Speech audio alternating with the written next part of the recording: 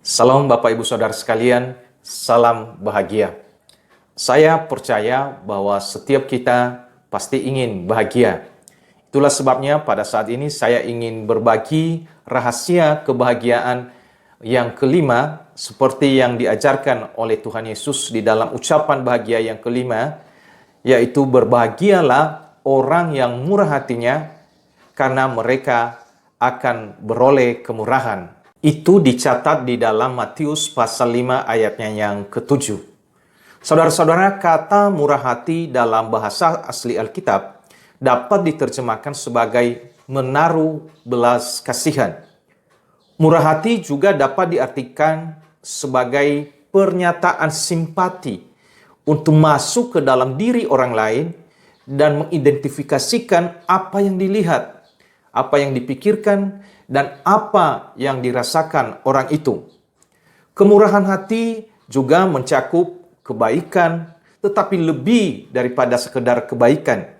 Ada orang yang menggambarkan seperti ini, kebaikan adalah seseorang teman pada waktu senang, sedangkan kemurahan hati adalah seorang teman pada waktu susah. Contoh terbaik di dalam Alkitab adalah kisah mengenai perumpamaan orang Samaria yang murah hati. Ia menjadi teman bukan pada waktu senang, tetapi ia datang pada waktu susah.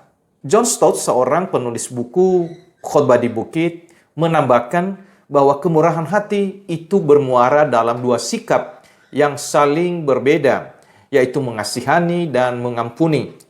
Kita mengasihani orang-orang yang kita lihat kesakitan, menderita sengsara atau berduka cita, tetapi kita mengampuni orang-orang yang berbuat salah kepada kita atau orang yang berbuat jahat kepada kita. Allah menghendaki kita untuk menunjukkan kemurahan hati karena Dia adalah Allah yang penuh dengan kemurahan dan menunjukkan kemurahan hatinya secara terus-menerus kepada setiap kita. Hal ini bukan berarti bahwa dasar kemurahan yang diberikan kepada kita adalah jika kita murah hati. Tetapi karena Allah telah menyatakan kemurahannya kepada kita, maka kita juga harus bermurah hati.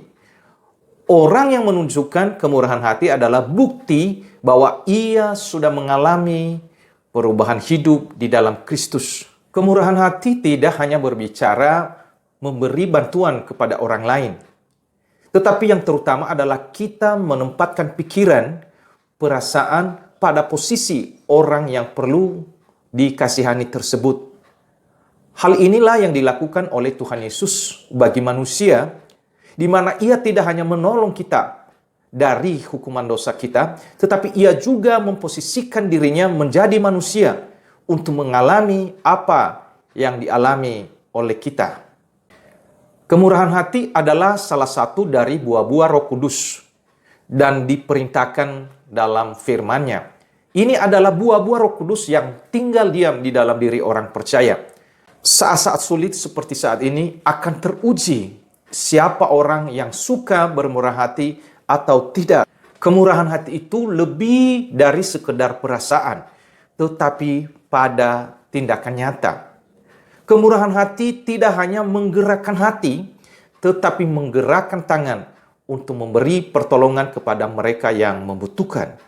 Orang yang demikian akan memperoleh kemurahan dari Allah dan merasakan kepuasan di dalam hatinya. Demikianlah penjelasan tentang apa yang dimaksudkan dengan bermurah hati, saudara-saudara sekalian.